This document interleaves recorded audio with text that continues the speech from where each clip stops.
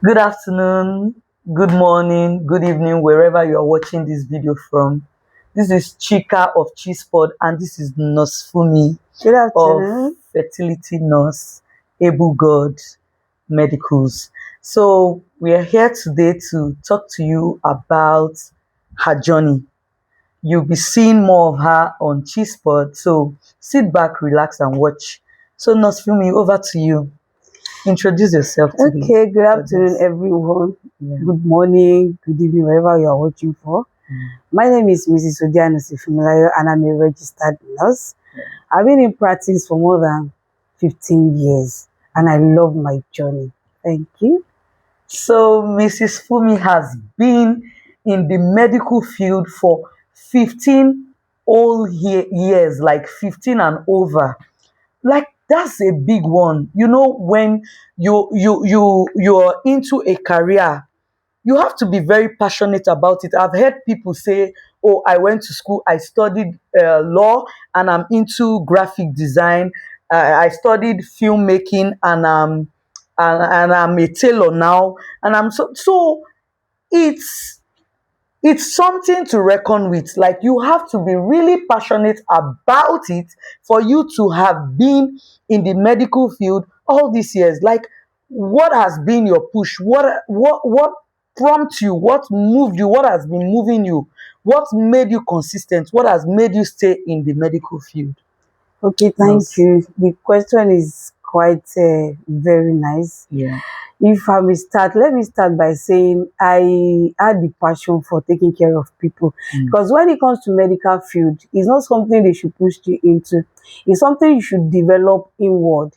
Okay, I could remember when I was in secondary school, I was going to pay a fee at that particular term. On my way to the bank to pay a fee, I saw a lady, an angel in white. Let me put it that way. She was in white. I love it. I admired her.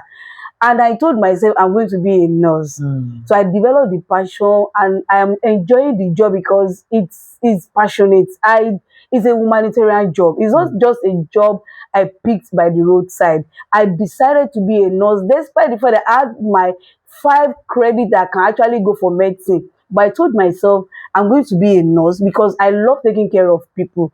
I enjoy seeing people even when they are up to the death stage.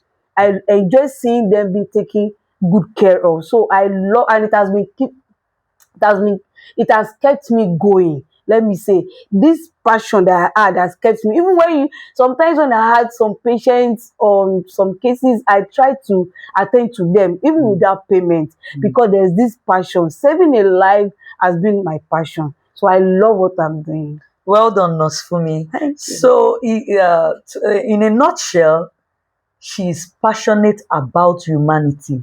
So it means that this her field entails and requires you to have a love for humanity, because I hear a lot of cases where caregivers these days, this Japa syndrome, a lot of people run into caregiving because they want to survive, not because they are passionate about it. So we hear some cases where some people go to the nursing home and they begin to treat patients as though they are not humans, like in a dehumanly form, if I may put it that way. So she is a passionate nurse and she's so good at what she does. Well done, Nurse Fumi. Thank So, you. what inspired? Okay, you've answered that question. So, let's move to the next question. What does a day in the life of a registered nurse really look like, Nurse Fumi? Well, sometimes it could be stressful, especially when you are working for people, you don't have your own hospital or a clinic per se. Maybe you're working for a doctor, you are working for someone. The timing sometimes could be very stressful, and if you are working in a very busy facility, it could be actually stressful. I could remember when I was working with a Crystal Specialist Hospital in Egbeda. It's a very big hospital that you hardly even have your lunch if care is not taken. Sometimes it could be very stressful. But now that I won't say I'm retired, but at least I do my thing by myself, it's still quite stressful because I want to attend to all patients that calls in for treatment. So sometimes let me say it's stressful, but I enjoy doing it anyway. Wow, Nasfumi. So this takes us to saying that nursing is not just in a professional setting. You can own it. You can own nursing. It can be your business, because some people feel like, oh, if I study nursing, I need to work in a professional setting, like in an hospital, in a school or something. I need to be employed by someone. But by what you just said now, you are self-employed Yes. as a nurse, as a Yes. registered nurse. She's Yes. self-employed, Yes. doing her thing, owning her thing, doing her thing herself. She calls the shots, she sets her time, she does everything herself, as opposed to when she used to work in an hospital. So she sees that it's quite different working for herself and when she used to work in an hospital where she could barely take a lunch. But right now, it is more pressing on her because she needs to attend to a lot of people. She has a lot of jobs in her hands. So wherever you see Nurse Fumi, Bill her, oh, she's a big woman. Hey. She's working very well. Let me see. So this takes us to the next topic on our hands. Without revealing names, can you share a patient story that really touched your heart? Like a patient you attended to in the past or presently that is really dear to your heart. You really, really needed to follow up on that. Okay, if I may say, I have a lot of patients that their stories could be very touchy. Yeah. But I'm going to talk about a particular patient while I was still in school of nursing, when I was still in training. I had to do my case study in radiotherapy center. There's this young lady, she was just 24, 23, 24 then, and she had breast cancer. In fact, very, very touchy story. She very young lady, no husband, no children, She has to come to for admission and we were monitoring her. The wound was so terrible that when you open the wound, it smells a lot. So, and we have a limited time to stay in that particular posting. But what I did was that I keep going to check on her, even after I left the posting, to monitor, because sometimes if you don't monitor them very well, you won't actually get the good result. So what I did was I was going back to check on her, to monitor how the dressing was being performed. And well, she eventually died, but before she died, we were able to at least help her to certain level. So her story was, I keep remembering her story anyway. I Wow. keep remembering her That story. really stuck. This was how many years ago, nurse? This should be more than 20 years. Wow. Yes, And this is more that's than 20 really, years. so you see, in if you're an aspiring registered nurse, you come, you meet a lot of stories.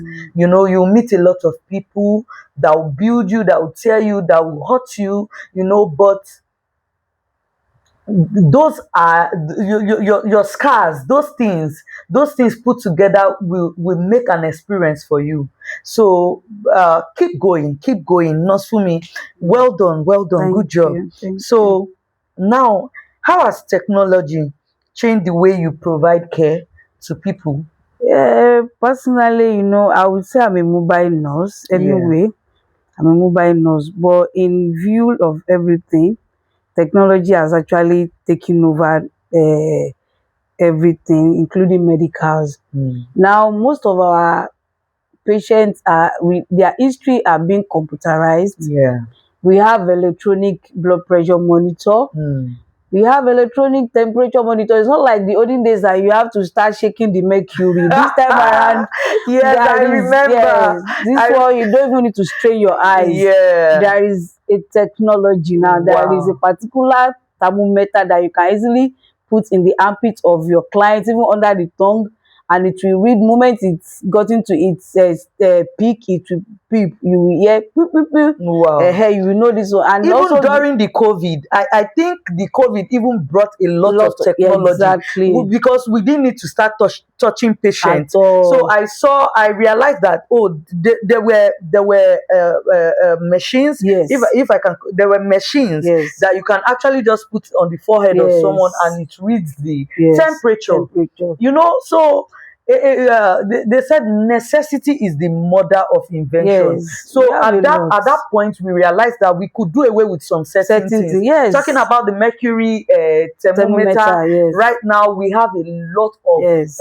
temperature checks. Yes. So yes, Even setting up a technology drip, has. we have a infusion pumping machine Wow. that can help you to calibrate the timing, I mean, of how you we set up your drip.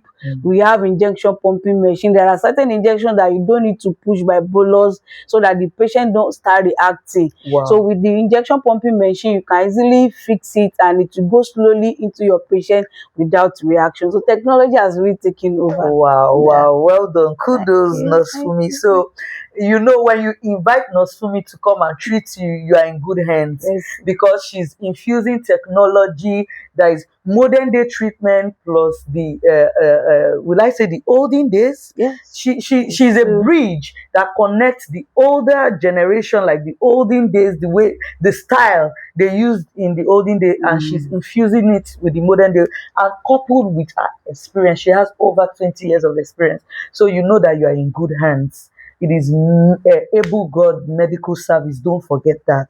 So as we round up, we just want to ask Nosfumi, because you'll be seeing her a lot. Don't worry, you'll be seeing Nosfumi. You even ask questions. Drop questions in the comment section. Don't forget.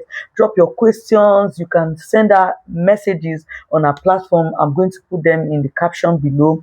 So as we are wrapping up this session, Nosfumi, what advice do you have for the younger generation?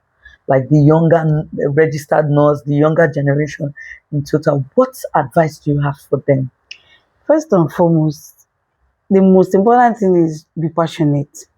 Exactly. Realize that all these patients or clients you are attending to, they are just human like you.